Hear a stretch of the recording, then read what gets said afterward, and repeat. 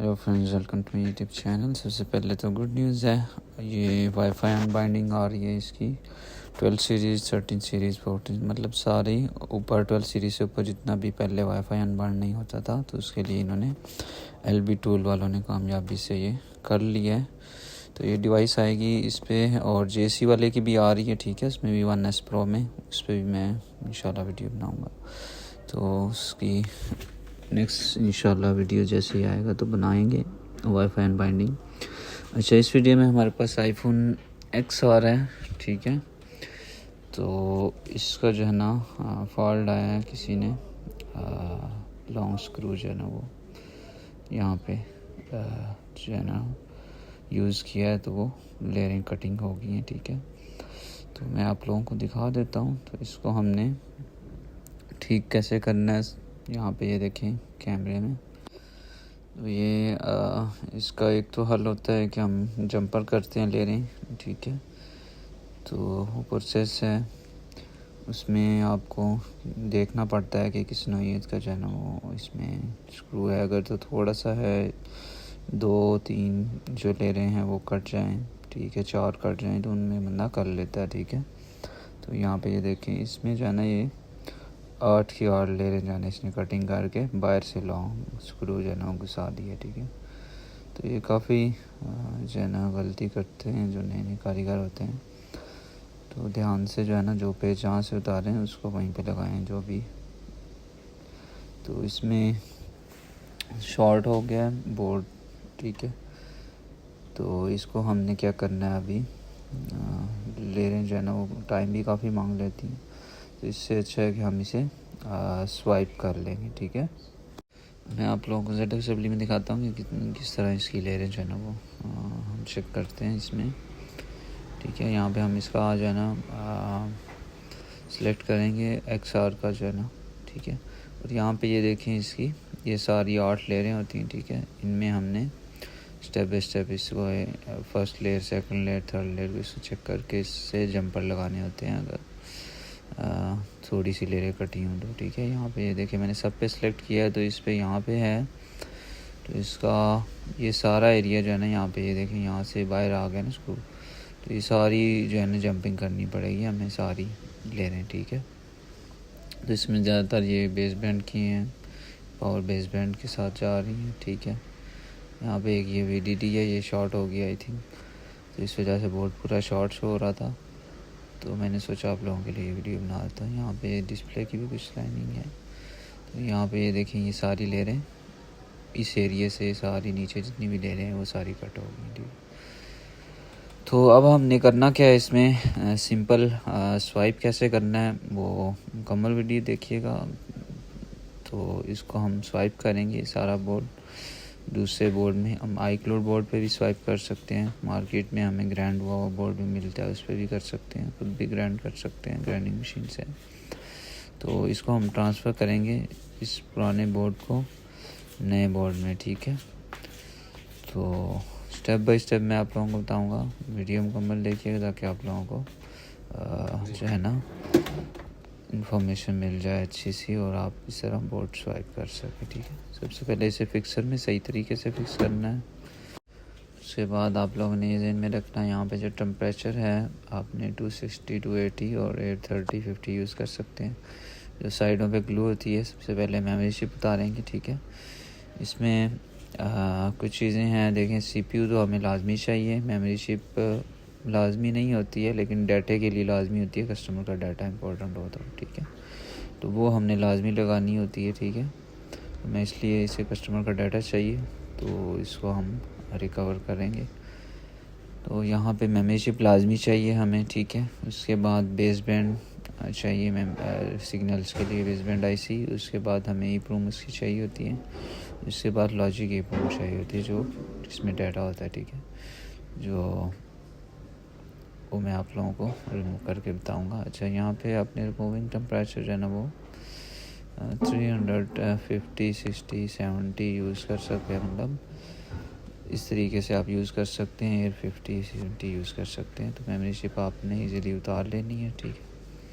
उसके बाद यहाँ पे ये ऑलरेडी यहाँ पे आई थिंक बेस बैंड इसका हुआ है, ठीक है।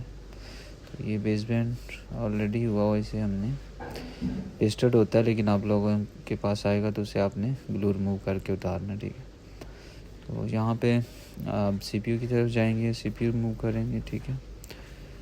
तो चीज़ें नोटिस कर लें, अगर वाईफाई जो है ना आपके पास वो नहीं है अनबाइंडिंग के लिए, तो फिर वाईफाई भी आपने लगाना है, वरना वाईफाई यूज़ नहीं होगा, वाईफाई ओल्ड ही होगा अगर आप अनबाइंडिंग का आपके पास टूल नहीं है। तो वाईफाई, CPU और ये लॉजिक ईप्रोम था।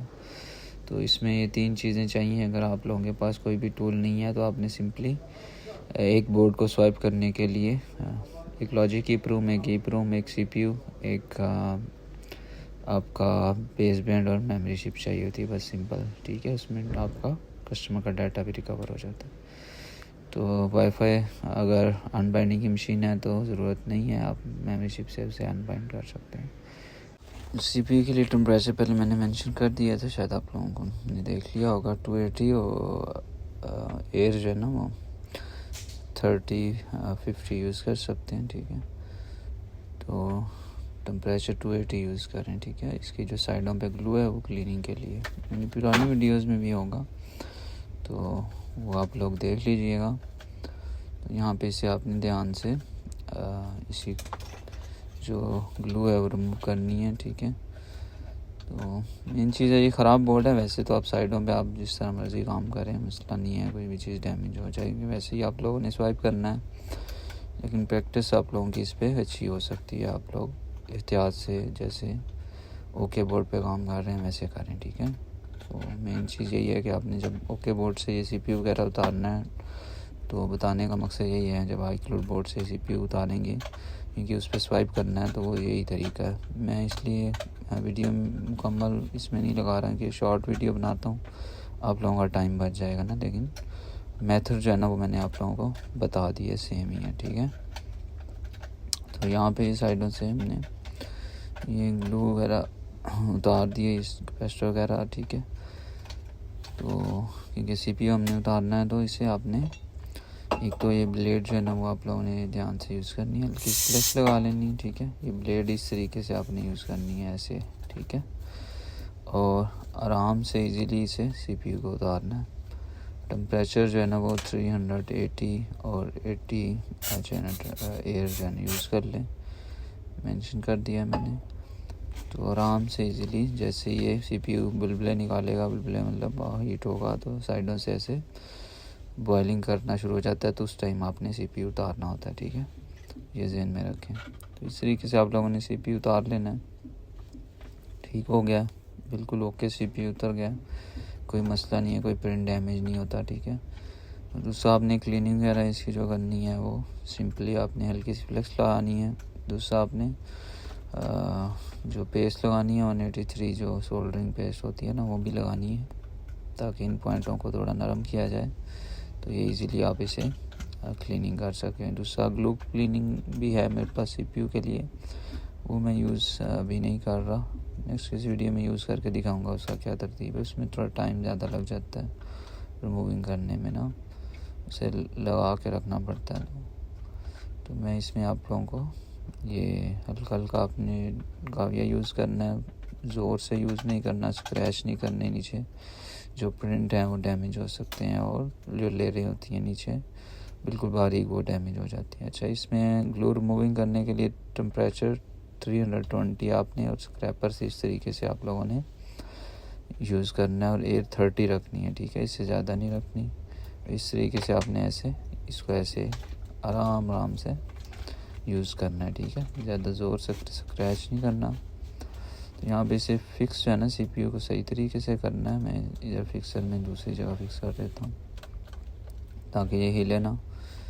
तो यहाँ पे ऐसे हल्की हल्की फ्लेक्स लगाते जाना और आराम से ऐसे इसे रिमूव करते जाना है। देखें इजीली आपका ये अच्छे से क्लीनिंग हो जाती है इस तरीके से CPU की। ये क्लीनिंग का ये मेथड मैं तो यूज़ करता हूँ, आप लोग भी यूज़ कर सकते हैं, लेकिन इसमें एहतियात यही है कि आपने जो यूज़ करना है जिससे हम क्लीन कर रहे हैं, जो ब्लेड है 007 नंबर यूज़ करना है, ठीक है, क्वानली वालों का, ये भी अच्छा है, दूसरे प्लेट्स भी हैं, तो किसी और वीडियो में बताऊंगा। पार्ट्स वाली वीडियो मैंने अभी तक कोई भी नहीं बनाई, उस पर बताऊंगा, ठीक है। तो यहाँ पे ये टूल्स वगैरह जो हैं वो भी बहुत अहम होते हैं, आपने ध्यान में रखना है। मैं सारी टूल्स के ऊपर भी वीडियोस एक बनाऊंगा इंशाल्लाह नेक्स्ट फ्री टाइम में, तो वो आप लोगों को फ़ायदा देगी, आप लोगों टूल सिलेक्शन करने में अच्छा हो जाएगा, ठीक। तो अच्छा, यहाँ पे हमने इस तरीके से इसकी सारी क्लीनिंग कर ली।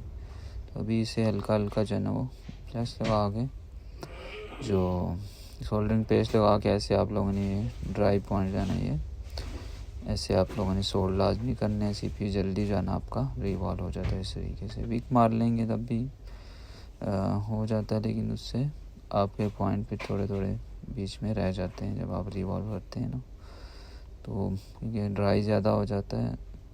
इस वजह से विक मारने से ये होगा कि आपके नीचे अगर ज़्यादा स्क्रैच हो गया तो कुछ पॉइंट जो होते हैं ना नीचे लेयरें होती हैं, लेयर जो होती है उसमें जो हल्की हल्की सी लाइनें जा रही होती हैं, जो प्रिंट्स होते हैं जिनके एक पॉइंट से दूसरे पॉइंट में वो CPU के दरमियान जो होते हैं ना, वो विक अगर आप ज़ोर से मारेंगे तो उससे भी आपका डैमेज होने का ख़तरा होता है। तो इस तरीके से आप लोगों ने ध्यान से काम करना है, ठीक है। अभी हम इसे रिवॉल्व करेंगे, ठीक है। अच्छे से थिनर से क्लीन करना है लाजमी, और 183 टेम्परेचर वाली जो सोल्डरिंग पेस्ट है उसे हम यूज़ करेंगे, ठीक है। लो पेस्ट मत यूज़ करेंगे, CPU हीट होता है तो बार बार डिस्कनेक्ट हो जाता है, ठीक है। तो 183 जो है ना वो इसके लिए बेस्ट है। तो यहाँ पे CPU के लिए जो है ना री लाइफ का जो है ना ये अच्छा है। इसमें ना RL6U1 मॉडल है, ये आप ले लें। इसमें आपका जो है ना सारे मॉडल्स आ जाते हैं, ठीक है। तो वो आप इसमें CPU वगैरह जो है ना रिवॉल्व अच्छे हो जाते हैं बनिस्बत उसके कि वो जो दूसरा सिंपल वाली जो है ना BGA प्लेट होती है जो, तो ये ज़हन में रखें आप, उसका आप सिलेक्शन कर सकते हैं, ठीक है। इसमें इजी है, आपका काम अच्छा हो जाता है। अच्छे टूल जो है ना आपको एक तो टाइम बचा देते हैं, दूसरा आपका काम भी इसमें एक तो सेफ़ हो जाता है और दूसरा इजी हो जाता है, ठीक है। अच्छा, पेस्ट में 183 यूज़ कर रहा हूँ, ठीक है। आप ज़हन में रखें, इसे आपने आराम से ऐसे बराबर करके लगा लेना है ऐसे, ठीक है। ड्राई हो पेस्ट ज़्यादा अच्छा है, ठीक है, ताकि पॉइंट जो है ना सही से बैठ जाए, ठीक है। और टेम्परेचर जो है ना आप लोगों ने जो यूज़ करना है वो इसको 320-30 यूज़ कर सकते हैं। ये 30 यूज़ करें, रिवॉल्व हो जाएगा CPU आपका इजीली, इसमें कोई मसला नहीं है। मैं तो ज़्यादा भी यूज़ कर लेता हूँ जितना दिल आए, लेकिन आप लोग सेफली इतना यूज़ करें। जब आप लोगों का हाथ बैठ जाएगा आप भी ज़्यादा टेम्परेचर पे भी इसे रिवॉल्व वगैरह कर सकते हैं।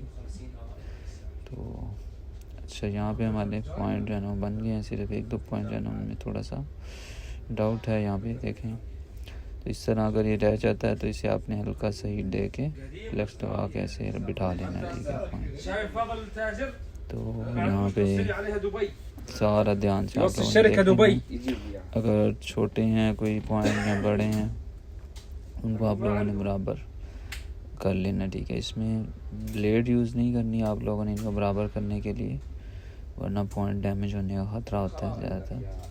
तो पिछली मैंने शायद वीडियो में बताया था, एक आया था तो उसने भेजा था, तो उसने यूज़ की थी ब्लेड, तो उसके पॉइंट वगैरह डैमेज हो गए थे। तो यहाँ पे ये बॉल जो है ना ये आपने ज़हन में रखना है, कोई भी रह जाए तो उसे वापस वहीं पे लगा लेना, ठीक है। तो इस तरीके से भी आप लगा सकते हैं, ठीक है। एक आधी बॉल भी रह जाए तो ये ड्राई ना होने की वजह से यहाँ पे नीचे जो है ना वो जो पॉइंट है ना वो अगर सही सोल्ड ना हुआ हो ना, जैसे मैंने पहले कावी से किया था, तो वो फिर इस तरीके से ये रह जाता है। ये बात ज़हन में रखें। तो मैं इसलिए कह रहा था कि आप पहले इसे काविये से अच्छे से इसे सोल्ड करें। तो यहाँ पे फ्लैश लगा के आप इसे हल्के सी हीट पे 320 पे आप इसे दोबारा से बना लेना CPU को। उसके बाद ये मेमोरी चिप वगैरह है, ठीक है, इसे इजीली आप लोगों ने क्लीन करके वापस लगा लेना है, ठीक है। कोई इतना मुश्किल काम नहीं है। बाकी और आप लोगों के क्वेश्चन वगैरह आए, कोई चीज़ समझ में ना आए वो लाजमी पूछें आप, ताकि आप लोगों को कोई भी डाउट हो वो क्लियर हो जाए। और देखिए ये काम जो है ना ये प्रैक्टिस से आता है, ठीक है। प्रैक्टिस हाँ कहाँ पे आपने करनी है, अगर आप अभी सीख रहे हैं नए नए तो आप लोगों ने पहले तो आपको इन्फॉर्मेशन चाहिए। इन्फॉर्मेशन तो आपको यूट्यूब से मिल जाती है, किसी भी चैनल से मिल जाएगी, ठीक है, भरे पड़े हैं। और मेन चीज़ होती है प्रैक्टिस, ठीक है। तो वो आप लोगों ने करनी है लाजमी। उसके लिए आप या तो किसी शॉप पे जाके कर सकते हैं, किसी भी इंस्टीट्यूट से कर सकते हैं। तो अगर आपकी अपनी शॉप है तो वहाँ पे तो बेस्ट है, आप टूल लें और हार्ड वर्क करें। थोड़ा सा शुरू में आपको हार्ड वर्क करना पड़ेगा, मतलब प्रैक्टिस करनी पड़ेगी, इस पर मेहनत करनी पड़ेगी। आपका जब हाथ बैठ जाएगा, छोटे छोटे आईसी उतारें, रीबॉल करें, लगाएं, ठीक है। तो टेस्टेड आईसी और नॉर्मल आईसी कैसे यूज़ करते हैं, हम रिमूव करते हैं, कोई इतना मुश्किल नहीं है। पेस्टेड आईसी का तो आप लोगों का क्लियर हो ही जाता है इसमें। बाकी जो है वो नॉर्मल आईसी है, उसको आप सिंपली सीधा सीधा उठा के सीधा सीधा लगा सकते हैं, वो तो बहुत इजी है, ठीक है। उसके लिए भी रीबॉलिंग का तरीका सेम ही होता है सब आईसी का, ठीक है। तो बाकी आप लोगों ने काम तो खुद करना है, हमारा काम है आप लोगों को इन्फॉर्मेशन दे देना, ठीक है। तो यहाँ पे ये देखेंगे हो गया बेस बैंड। अच्छा, इसमें आप दोबारा से ब्लेड यूज़ कर सकते हैं। इसमें कोई पॉइंट ऊपर नीचे रह जाए तो आपका यहाँ पे ब्लेड यूज़ कर सकते हैं, वो भी नया यूज़ करें, ठीक है। यहाँ पे आपने इसे दोबारा से बराबर कर लेना है। ये कुछ पॉइंट ऊपर नीचे रह जाएं तो आपका ये जो बेस बैंड है, सिम नेटवर्क सिस्टम है, वो नहीं चलेगा, ठीक है। सीपीयू पे कभी भी यूज़ नहीं करें, उसके पॉइंट बहुत जो है ना सॉफ्ट होते हैं, ये इसके पॉइंट थोड़े हार्ड होते हैं, ठीक है। इस पर यूज़ कर सकते हैं, तो ये ज़हन में रखें, ठीक है। क्रिस्टल आईसी पे बिल्कुल यूज़ नहीं करना आपने ब्लेड, ठीक है। मेमोरी चिप वाले आईसी पे भी आप कर सकते हैं, लेकिन बेहतर है कि ना ही करें। सीधा सीधा आप बराबर करके, इसमें बड़े पॉइंट हैं, कोई टेंशन नहीं है, आपको इस पे यूज़ करने की ज़रूरत नहीं है। इजीली आपका ट्री बॉल हो जाता है, ठीक है। बराबर करने की ज़रूरत नहीं है कि इसके पॉइंट जो है ना वो वैसे ही बड़े होते हैं तो वो आराम से टच हो जाते हैं, ठीक है। कोई ये थोड़ा बहुत छोटा रह जाए मसला नहीं है, उसे आप कर सकते हैं। दोबारा से ऊपर से पेस्ट लगा के दोबारा से फ्लेक्स लगा के बना सकते हैं। अच्छा, यहाँ पे ये लॉजिक ईप्रूम है और ये ईप्रूम है, ठीक है, नेटवर्क के लिए। अच्छा, यहाँ पे स्वाइपिंग के लिए जो बोर्ड तैयार करना है उसकी इतने जो है ना वो होनी चाहिए आपका जो है ना पावर, जब आप उसे तैयार कर लें। ये एक ओल्ड बोर्ड है, ठीक है, और वो स्वाइपिंग वाला बोर्ड है जिस पे सीपी वगैरह तैयार कर लिया हमने। तो यहाँ पे ये देख लें, इसको हमने अभी यूज़ करना है, ठीक है। तो यहाँ पे मेन चीज़ जो है ना ये ध्यान में रखें, ये जो है ना ईप्रोम है, नेटवर्क के लिए जो होती है, ठीक है, इसमें डाटा होता है, ये घुमानी नहीं है, ठीक है। ये तो जो है ना जिस बोर्ड पे हमने ट्रांसफ़र करना है इसकी टेंशन नहीं है, इसको घुमा दें टेंशन नहीं है, ठीक है, इसे तोड़ भी दें टेंशन नहीं है, ठीक है, क्योंकि ये हमें ज़रूरत ही नहीं है। जो पुराना बोर्ड है ना उस पर जो लगी है ना उसकी ज़रूरत होती है हमें कि वो मैच करना होता है, ठीक है। इसकी डायरेक्शन ध्यान में रखनी है। ये थोड़ी सी ये पेस्टेड है, ठीक है, इसे ध्यान से उतारना है आप लोगों ने, क्योंकि ये XR की जो है ना किसी उन्होंने पेस्टेड रखी, साइडों से आपने पेस्ट रिमूव करके जो है ना आराम से इसे उतार यहाँ मैंने इसे उतार लिया, ठीक है। इसके पॉइंट जो है ना वैसे ही बने हुए नीचे बोर्ड में, मुझे इसे रिवॉल्व करने की ज़रूरत नहीं पड़ेगी। तो ये जो है ना ये आपने आराम से ध्यान से उतारनी है, ठीक है। इस पे जो टेम्परेचर है वो आप यूज़ कर सकते हैं, 360 370 तक यूज़ कर सकते हैं। एयर कम रखनी है ताकि ये एयर से उड़ ना जाए, ठीक है। इसे आपने ऐसे उतार लेना है और ऐसे आप लोगों ने आराम से सेम डायरेक्शन में ऐसे आराम से लगाना है। किसी फ्लेक्स लगा लें ताकि ये चिपक जाए नीचे, ठीक हो गया। तो इस तरीके से आप लोगों ने इसे बराबर रख के ऊपर से हीट देनी है और एयर जो है ना वो कम रखें ताकि ये उड़े ना, ठीक है। एयर कम रखेंगे तो ये उड़ेगी नहीं, वरना उड़ गई तो आप फिर ढूंढते रहोगे। तो ये चीज़ ध्यान में रखें, ठीक है। तो इस पे आपने एहतियात से काम करना है, ये मेन चीज़ है, ठीक है। तो यहाँ पे इसे आराम से बराबर बिठा लेंगे, ठीक है। तो हीट जो है ना वो ध्यान से देनी है आप लोगों ने, इसीलिए मैं आप लोगों को इन्फॉर्मेशन दे रहा हूँ ताकि ये चीज़ें आपसे ख़राब ना हो, ठीक है। अगर ये ख़राब हो गई तो आपका नेटवर्क कभी भी नहीं आएगा, ठीक हो गया। वैसे इसके लिए अभी भी नेक्स्ट जो है ना वो डिवाइस वगैरह आएगी, तो इसके आप डैमेज भी हो जाए टेंशन नहीं है। लेकिन अगर आपके पास रीडर पड़ा हुआ है ना, जेसी रीडर, ठीक है, EEPROM रीडर होता है, उसमें आप जेसी का है, कुछ और टूल्स हैं, कुछ और मॉडल्स हैं, उनमें भी है, LD वालों में भी है, दूसरा RF वालों में भी है। तो उसमें आप इसका डाटा रीड भी कर सकते हैं और राइट भी कर सकते हैं। अगर आप नहीं उतारना चाह रहे ना, तो उस पर मैंने पुरानी वीडियो होगी, उसमें मैंने रीड राइट करके शायद दिखाया होगा। तो अगर आपके पास टूल नहीं है तो ये आपने ध्यान रखना है इन चीज़ों का, ठीक हो गया। टूल हैं तो आप रीड राइट कर सकते हैं। मैं अभी बगैर टूल के इसलिए आप लोगों को करके दिखा रहा हूँ, मेरे पास पड़े हुए हैं, यूज़ इसलिए नहीं कर रहा कि जिन भाइयों के पास जो नहीं है टूल, वो ये काम आराम से इजीली कर सकें बगैर टूल के भी, ठीक है। टूल से ज़्यादा इजी हो जाता है, लेकिन बगैर टूल के भी आप ये काम कर सकते हैं, ठीक है। इतने महंगे टूल लेने की ज़रूरत नहीं पड़ेगी, लेकिन थोड़ा एहतियात करनी पड़ेगी, ठीक हो गया। तो ये चीज़ ध्यान में रखनी है। मैं इसीलिए जो है ना वो बगैर टूल के ज़्यादा कोशिश करता हूँ काम करके दिखाऊं, ताकि सारे लोगों को फ़ायदा हो जाए, जो जिनके पास जो है ना वो ज़्यादा पैसे वगैरह नहीं हैं, तो वो काम कर सकें इस तरीके से एप्पल का। अच्छा, बेस बैंड वगैरह हम लगा लेंगे, टेम्परेचर 350 रखेंगे, ठीक है। और एज जो है ना वो 50 यूज़ कर लें, 60 यूज़ कर लें, मसला नहीं है, ठीक है। इसे बराबर लगाना है, ठीक है।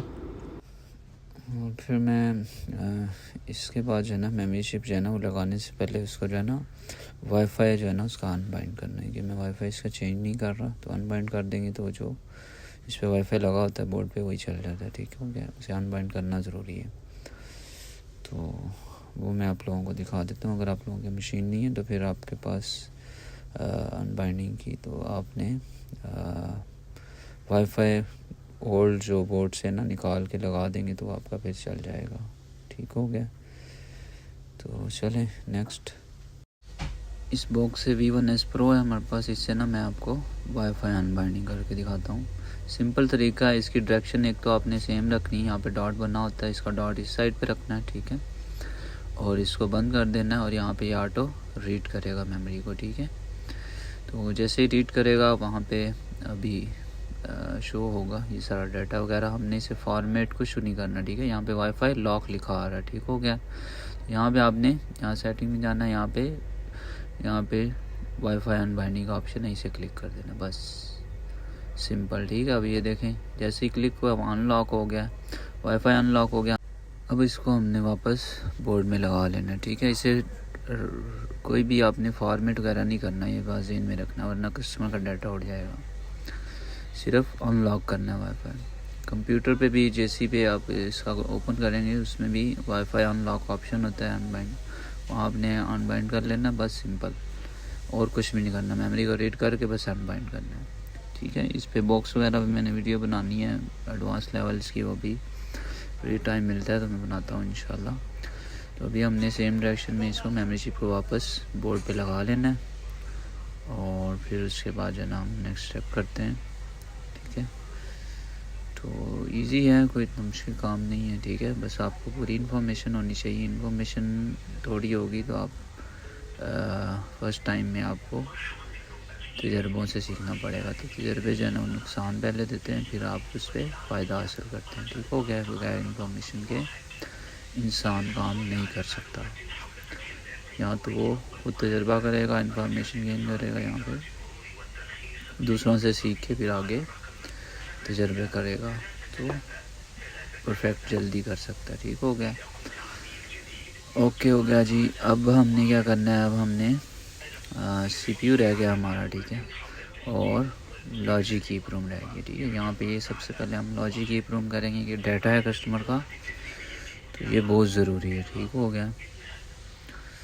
तो यहाँ पे हमने इसको आराम से इस ईप्रूम की हमें ज़रूरत नहीं है, क्यों, क्योंकि ये iCloud बोर्ड की है, तो ये हमारा डाटा वगैरह इसमें नहीं है। तो हमें इसको आराम से साइडों से साफ़ करके उतार के फेंक देना है, ठीक है।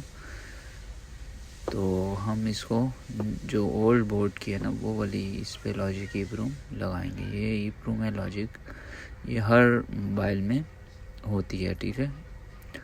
तो इसके साथ जो CPU के साथ इसका पूरा कनेक्शन होता है, ठीक है। तो अभी हमने इसको टेम्परेचर 370 पे उतार लेना है, ठीक है।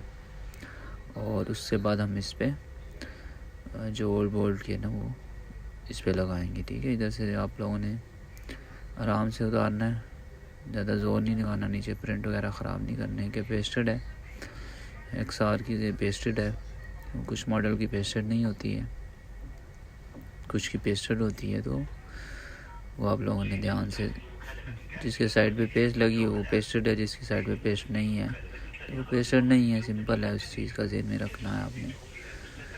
तो यहाँ पे हमने इसे सिंपली क्लीन कर लेनी है, हमें ईप्रूम रीबॉल करने की ज़रूरत नहीं होगी, नीचे पॉइंट बने हुए हैं, तो इसको आप क्लीन भी कर सकते हैं। अगर नहीं ईप्रूम है उसको रीबॉल भी करके लगा सकते हैं, लेकिन कोशिश ये करेंगे जो पेस्टेड हमने उतारी है ना, इसको हमने लाजमी रीबॉल करके लगाना बेहतर रहता है।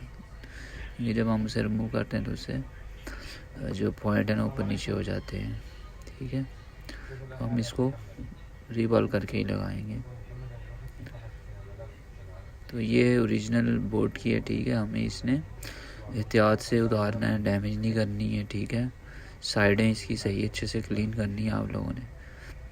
तो जिस तरीके से मैं कर रहा हूँ, इसको तोड़ना नहीं है, ठीक है। ये बाजें में साइडों से कैपेसिटर टूट जाएंगे कि वो आपको ज़रूरत नहीं है, बोर्ड फारग है, साइडों से कैपेसिटर वगैरह तोड़ दें, मसला नहीं है। लेकिन इस ईप्रूम को, लॉजिक ईप्रूम को तोड़ना नहीं है आप लोगों ने, ठीक हो गया।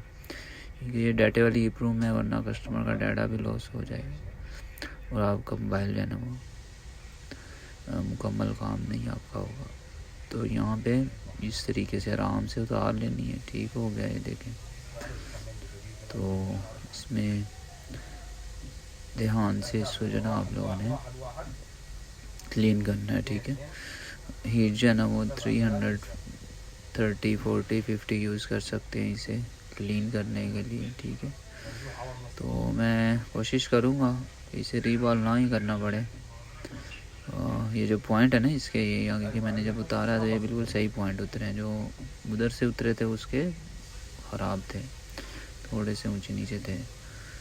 तो यहाँ पे इसके पॉइंट वैसे तो पूरे ही हैं, तो रीबॉल करने की ज़रूरत नहीं है, इसे ही लगा लेते हैं, चले, ठीक है। लेकिन आप लोग रीबॉल कर लीजिएगा, सम टाइम होता है कि थोड़ा सा भी एक पॉइंट जो कि I2C का डाटा जो है ना वो एक पॉइंट भी ना टच हुआ हो नीचे, तो आपका मोबाइल ऑन नहीं होगा, ये ज़हन में रखना है आप लोगों ने। ये डाटा सारा ये CPU को जाता है इससे, तो फिर मोबाइल जो है ना मोबाइल को पता चलता है कि भाई यहाँ डाटा है। इस तरीके से आराम से लगा लेनी है, ठीक हो गया। तो कोशिश करें जो हीट का जो है ना वो साइड जो है ना वो अपोजिट साइड पे ही रखें, जिस साइड दूसरी साइड ना रखें, क्योंकि हीट फिर बोर्ड पूरे पे ना जाए, जहाँ काम कर रहे हैं वहाँ हीट जाया करें, ठीक है। अभी CPU को लगाएंगे, हल्की सी फ्लेक्स लगा लेते हैं, CPU लगा के फिर हम चेक करते हैं सारा।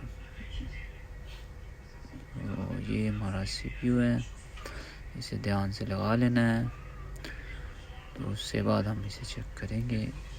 अच्छा, इसमें एक चीज़ ध्यान में रखनी है आप लोगों ने, मैंने पिछली वीडियोस में भी बताया हुआ था कि जब हम ये बोर्ड स्वाइपिंग करते हैं तो उसमें सम टाइम आपका नो सर्विस आता है, ठीक है। सिम नहीं चलेगी, ठीक है।